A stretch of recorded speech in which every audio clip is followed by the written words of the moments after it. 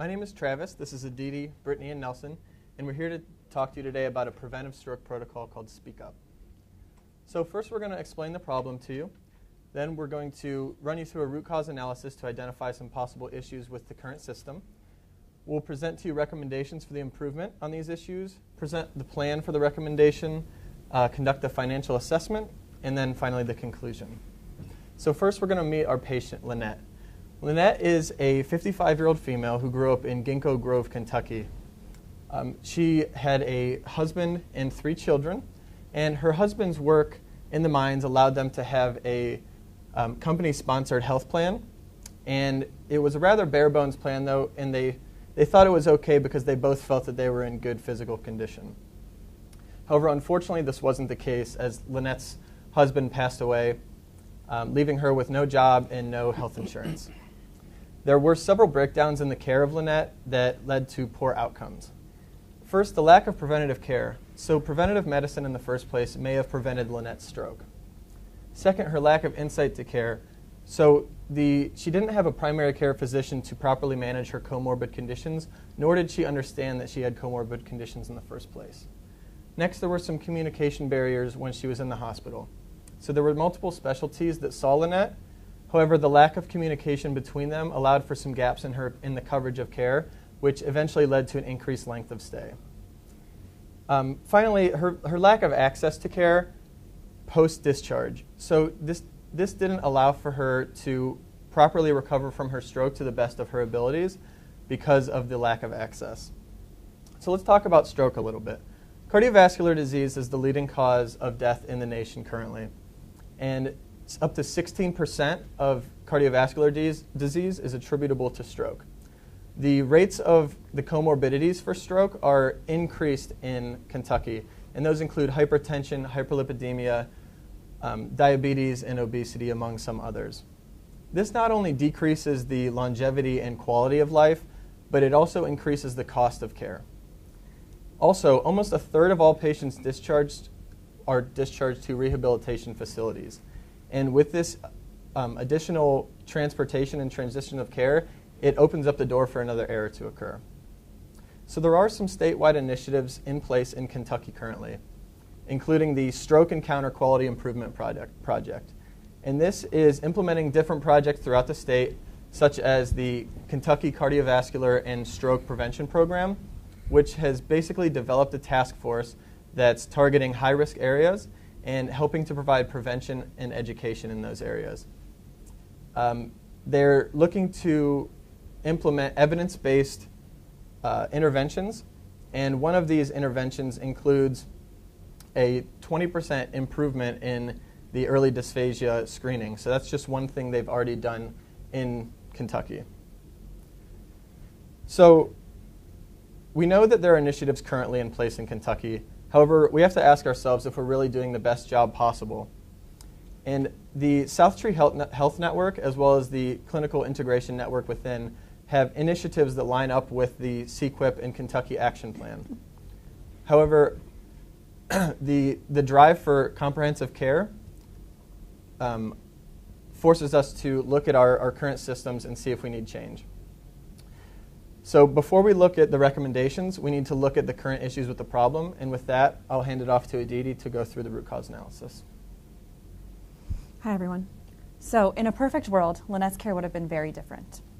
On the right here, you'll see a Swiss cheese model, which shows how care should really be working.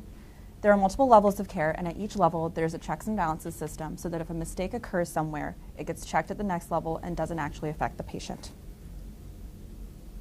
So in Lynette's case, from the very beginning, she should have had a primary care physician. She should have known that she had diabetes and hypertension and should have known that she was at an increased risk of stroke because of her family history and her comorbidities. She should have also been undertaking certain lifestyle modifications such as diet and cardiovascular exercise, despite the fact that she thought she was fairly healthy from the beginning. Upon admission to the hospital, there should have been immediate communication with both Lynette and her family regarding her diagnosis, prognosis, and what to expect while she was in the hospital. There also should have been a seamless team of communicators and providers that helped the entire hospital course go off without a hitch. Finally, there also should have been education to the family regarding Lynette's speech prognosis so that they knew exactly what she could and could not eat while she was in the hospital. There should have been access in the community for Lynette after she was discharged to access outpatient therapy and have a primary care physician to follow up with once she left the hospital. So there are multiple causes to Lynette's to the problems in care. First of all, no one person or group took ownership or leadership of Lynette's care. Each group worked as their own faction and communicated amongst themselves without really communicating with each other. So there was some organization failure, and that eventually led to trouble with patient management. There was also a general lack of communication between the provider team and the family. If Lynette's family had known from the beginning that strokes lead to an increased risk of aspiration pneumonia, they likely would have known that she couldn't eat certain foods and had certain restrictions while she was in the hospital, which eventually likely could have prevented her extended hospital stay. So on the right on this slide, we see a Swiss cheese model that is similar to what happened in Lynette's case. There were breakthroughs in care early on that weren't caught by further levels and eventually led to decreased patient outcomes and increased morbidity and mortality. So care needs to be many things, but above all, care should be preventive, communicative, and accessible. Care should be preventive in that the importance of primary care should be known to the community. Lynette should have had a primary care physician and should have followed up with them from the very beginning, should have known that she was at a higher risk for stroke and should have had better insight into her health care conditions. Lynette's poor insight to her general state of health is exactly why primary care is crucial. Care should be communicative between the providers to each other, between the providers to the patient, and between the providers to the community. The providers should have functioned as one seamless team and should have communicated consistently with each other and had consistent and timely documentation of all progress, and so that they knew exactly what steps needed to be taken, what changes needed to be made, and nothing was lost in sign out. There needed to be better provider to patient communication so the family knew what to expect while she's in the hospital and knew what restrictions she needed to undertake. Finally, there needs to be better provider to community communication. The community needs to understand that they may be at higher risk for chronic health conditions and that they need to be able to recognize acute health care conditions such as strokes and heart attacks that necessitate immediate emergency room interventions. Finally, care needs to be accessible. Lynette was very frustrated upon leaving the hospital that she could not always afford her medications and couldn't get to her outpatient therapy. She lived in a rural community, which made it a lot harder for her to transport herself to her outpatient therapy, and she needed access and financial resources for this. So we conducted a SWOT analysis of the current system in place. While we did have multiple strengths, such as the fact that there is a protocol, that we are aiming towards the Triple Aim initiative, there were also shortcomings in the electronic medical record, which led to severe liability, leading to decreased patient outcomes and a lengthy hospital stay, especially in Lynette's case. And then while there are opportunities for improvement in the future, such as the upcoming National Stroke Awareness Month, as well as the potential for formation of accountable care organizations and access to healthcare students in the area, threats to this include the already high cost of strokes and high stroke rates in the stroke belt of Kentucky. And I'll pass it off to Brittany, who's going to discuss our goals and implementation. Great. Thank you, Aditi. So let's talk about our goals.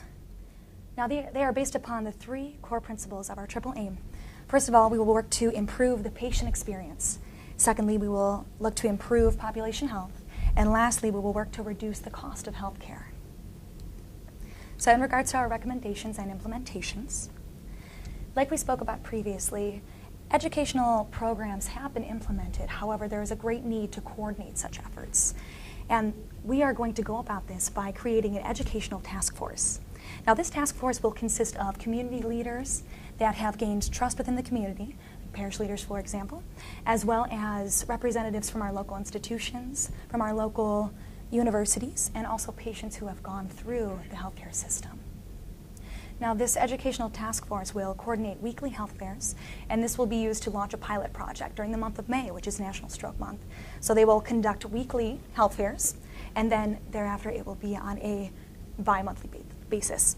So now what patients can do at these health fairs is receive educational information regarding the prevention and the risk of stroke, as well as information regarding other comorbidities. They will also have the opportunity to undergo screening for BMI, blood pressure, and blood glucose levels. And we will also bring local primary care providers on site so that patients will have the opportunity to schedule an appointment. And these outcomes will be measured by following up with these primary care physicians to see if patients did in fact follow up with their appointments. And we will also utilize an interprofessional team.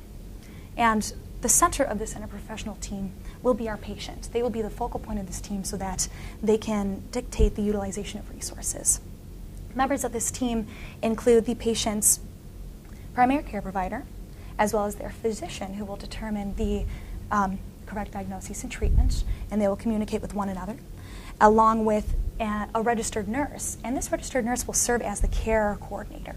So they will make sure that the patient has adequate transportation and make sure that they are able to follow up with all of their appointments.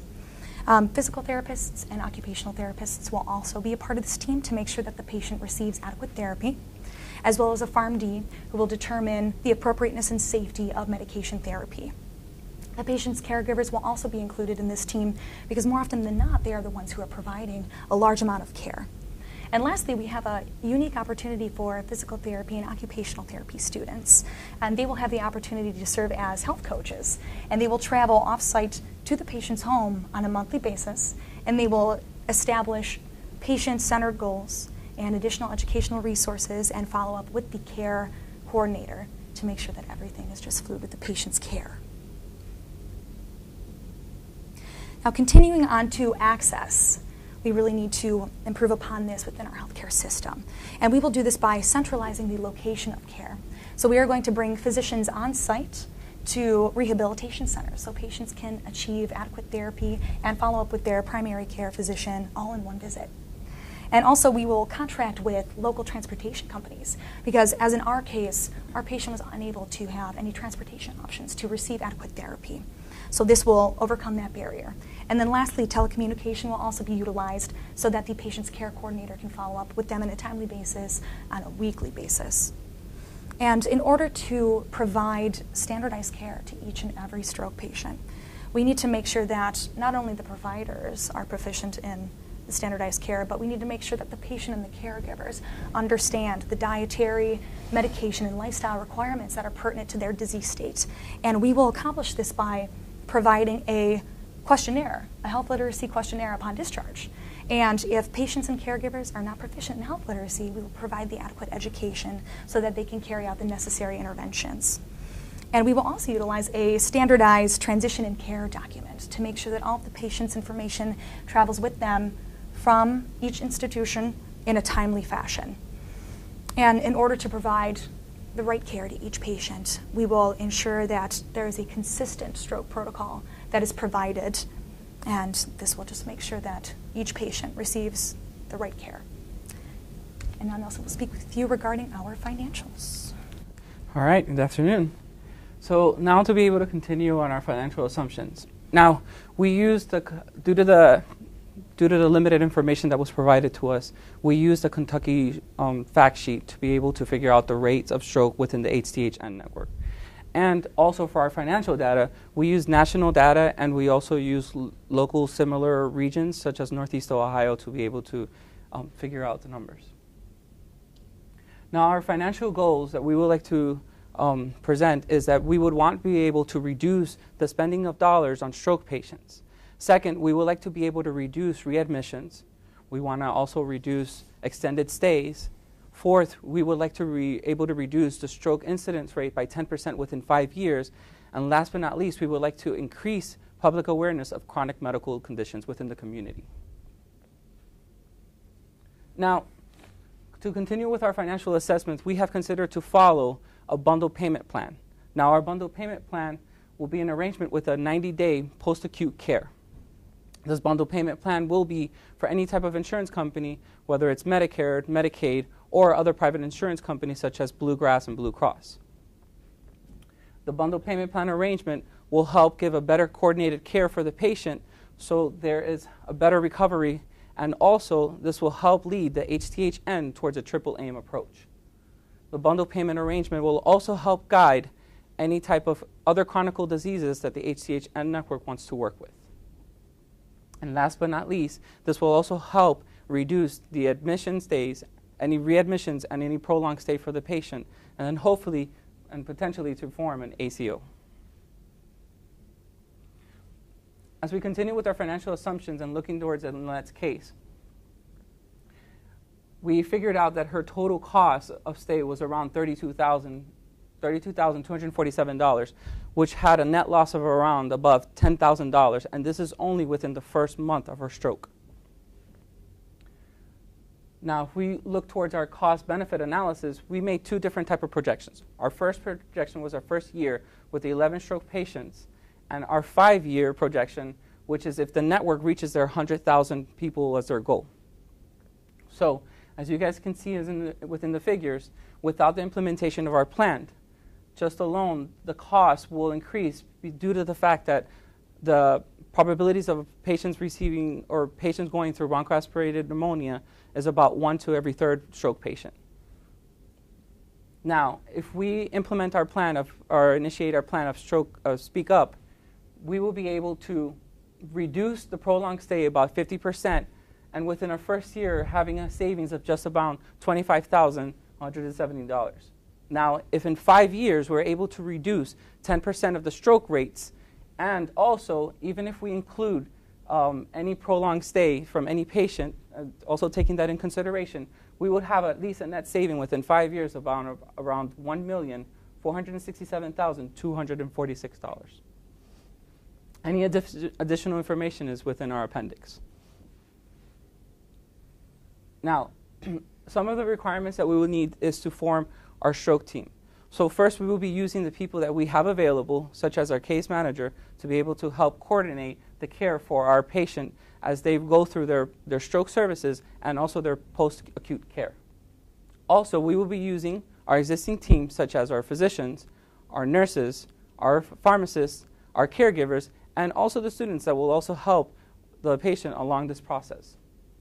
Now, any additional team members that we will need to add upon of hiring would be a social worker and having available PT and OTs to help out the students on teaching, and also to be able to have them either do home visits or work with the students. Now, there are possible confrontations that the HTHN might go through once they initiate the plan Speak Up. First, increasing public awareness of chronic diseases might increase the incidence rates. This is not due because of new incidents, but because of the incidence reports. Second, we cannot also assure any future contract with any insurance company or with any out-of-network providers that will want to be part of the HTHN network. And last but not least, we also cannot adhere, due to the requirements of the bundle payment requirements, we also cannot make sure that the HTHN network adheres to the arrangements of the payment plan for the bundle payment plan arrangements.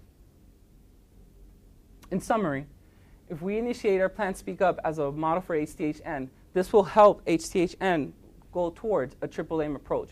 And by establishing a protocol for patients, we will make sure that our patients have a better recovery. And last but not least, working with our communities to be able to speak up. Oops, sorry, it turned off. Sorry.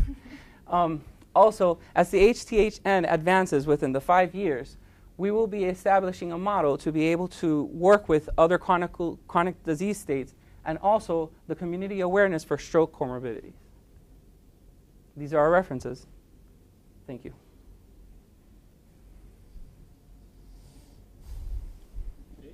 Very much. I suspect we have a few questions. Any starters here? I can start with one. In your cost analysis, I'm assuming that you begin to see the return by eliminating the incremental costs of complications and gaps in quality. Yes. Is that correct? Yes. Okay. Yes. Thank you. I wonder if you gave consideration to, and you sort of set this question up by using the Swiss cheese model, the reason model for, it kind of describes complexity in system and how an error can travel through a system.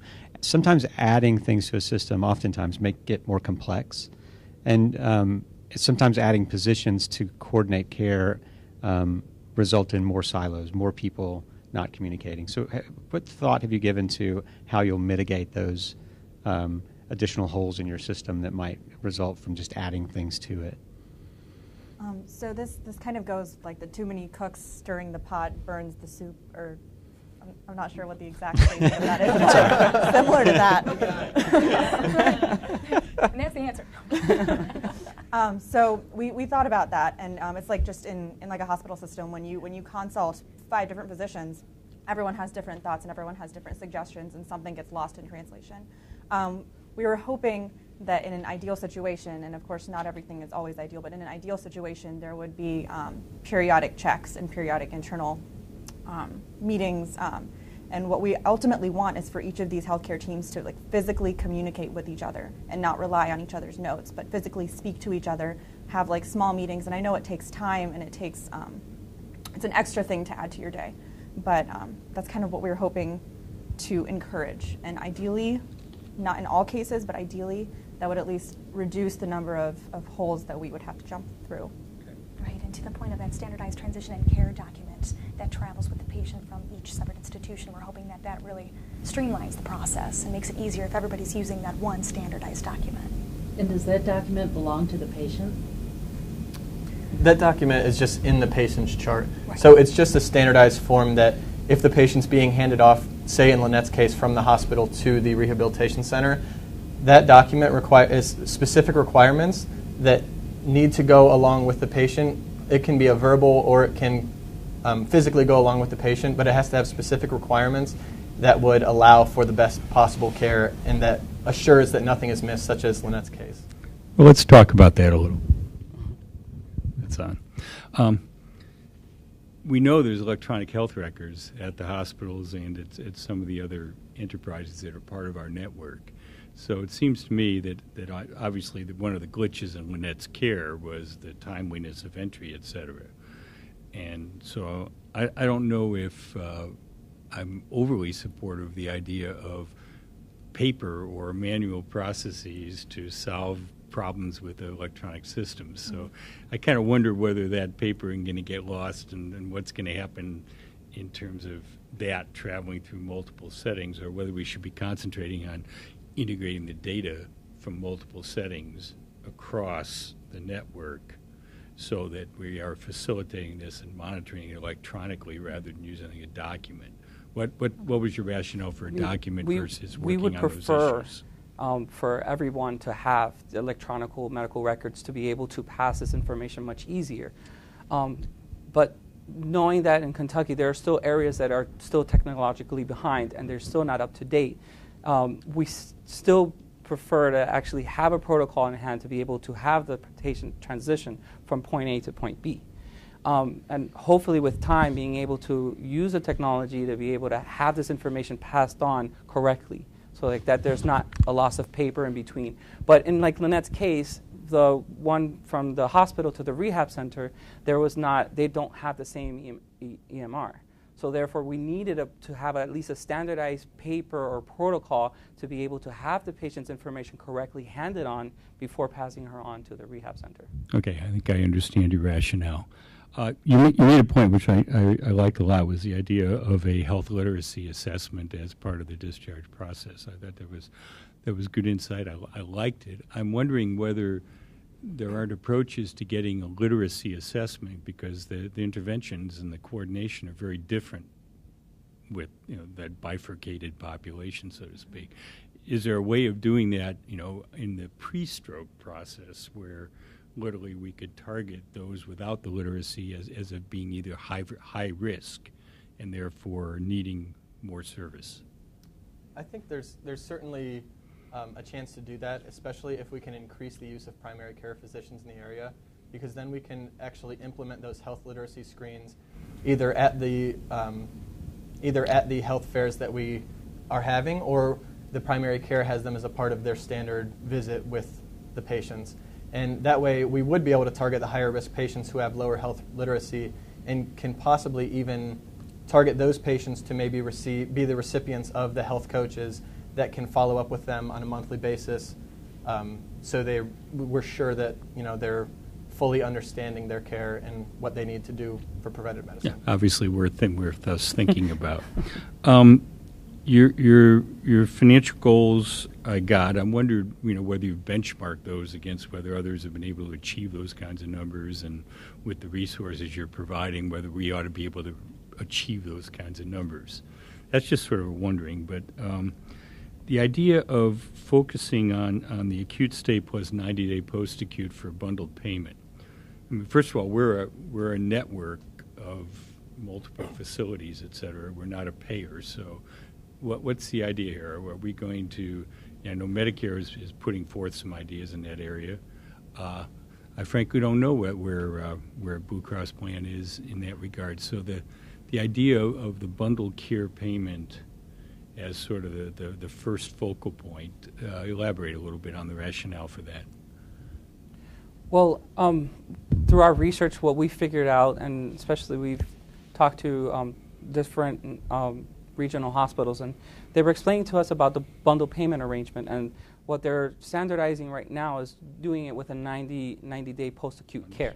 So what we wanted to do is to initiate the standardized care also the same way, but with time to be able to figure out what other patterns do we need to fix or prolong, knowing that a stroke patient with 90 days, sometimes their care that might not be enough, and they might need to have other considerations, depending on each case of each stroke patient. Some of them recuperate faster, but some of them might need more time. So we thought by having a pilot, we'll be able to initiate, and then from there we'll be able to work our way up and figure out which other angles we need to also take in consideration for the patient. Okay, you mentioned the possibility of an ACO, and yet as we get to 100,000 lives over a 5-year period, that's pretty substantial. Is that the desired payment mechanism out about 5 years that we should be looking at, or should we be thinking about other approaches, a la partial or full capitation? Well, I think that with Medicare reimbursement trending towards an ACO, I think it's better to try to transition to that state sooner rather than later. That way we can implement the program over 5 years. That way we can see, before Medicare implements it fully, we can see if that is going to work for us and any kinks that we need to kind of work out before it gets mandated. And we can kind of do it on our own terms rather than being required, if that answers your question. Okay, other questions? I had a quick one. I just got a little confused. A little clarification. Your approach to the root cause analysis and the slide that you titled root cause analysis, were you giving us, you titled direct cause and contributing causes. Is that for what we would describe as kind of the failures in the system after she had the stroke?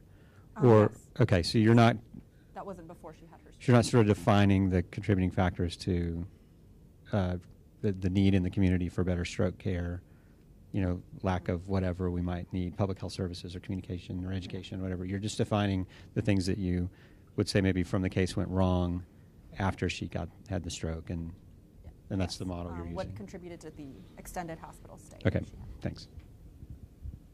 I had a question on the financial goals again, if I could go back.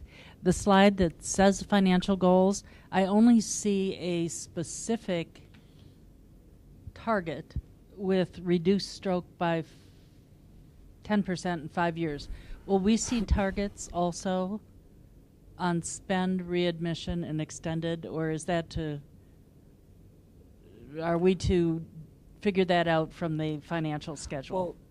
Well, we feel that by initiating our plan, we will be able to reduce the readmissions because we will have a little bit more standardization. Now, honestly, we won't know for sure how much we will be able to reduce, but we have understood that, like Lynette's case, if there were certain things like protocols established, it would have been a much easier flow for her, and certain things would have not happened.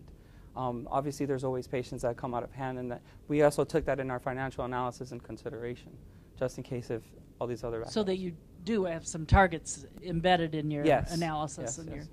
and then increase awareness of chronic medical conditions. Okay. That was a tricky one.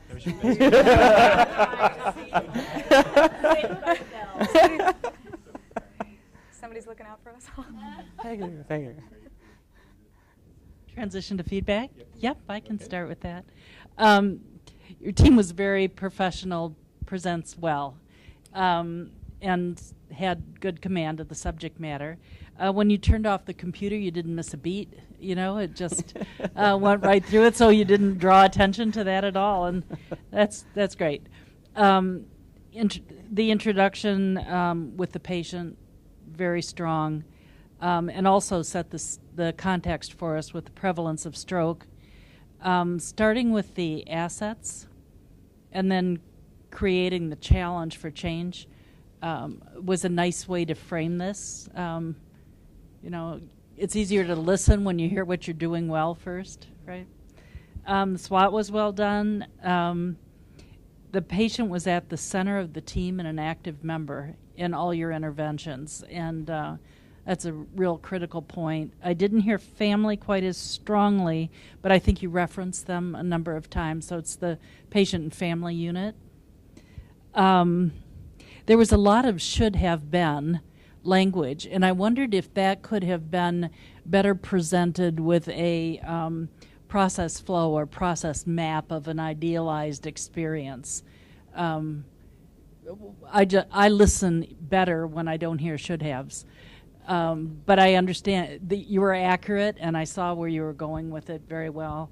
But I would recommend a process flow in next time, maybe. Okay. Let's see, we talked about the financial goals. You made a very strong point and a good point that it may look initially like our stroke rate is going up because our surveillance and identification will be greater. And that's always a good thing to put in front of people, because the first thing you see is it's getting worse and how come.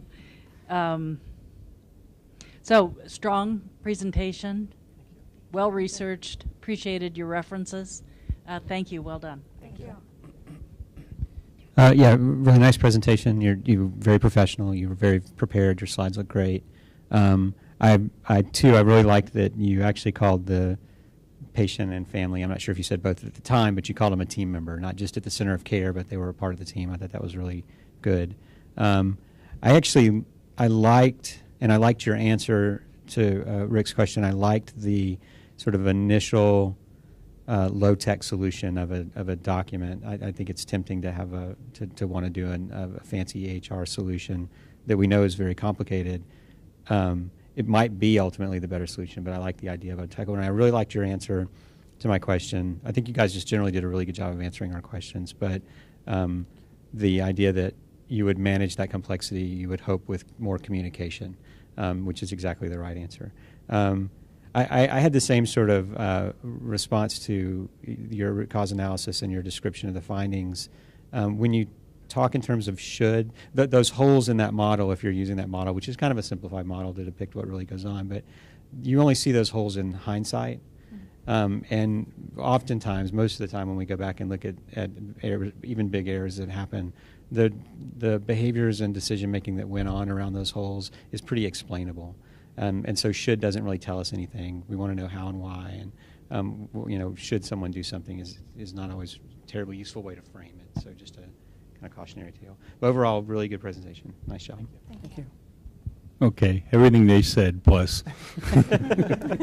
and in particular, Julie raised a point that I wanted to. You started out with what you labeled optimal care.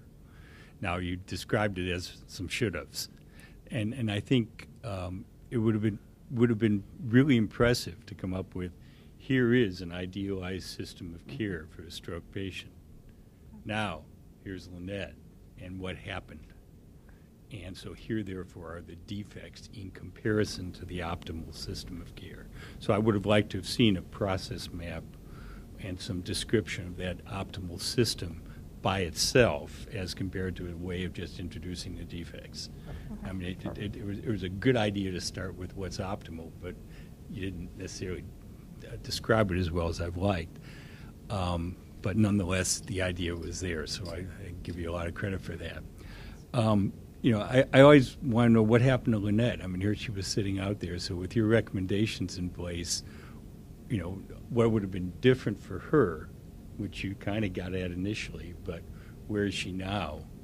and what are we doing about it? So that's just, there's the personal touch. I mean, point. it's the emotion of Lynette and then the facts and figures and analytics, et cetera. So there's a nice intertwining or juxtaposition of those two that's available to you. So I think it's always good in the future to kind of mix the two, you do them both. I made the point about the health literacy. I think that's a really important assessment to make. And because I think the strategies one would use towards the literate population versus the less literate population are very different, and the risk factors are different. So therefore, I think it's really important to be able to assess and then target strategies. So I think getting at that, and even my question about could it be done literally in the broader population, there was a good answer there. Primary care clinics, if Lynette were going to one, it would have been a good thing. But again, good job, and thank you very much for the recommendations. Thank you.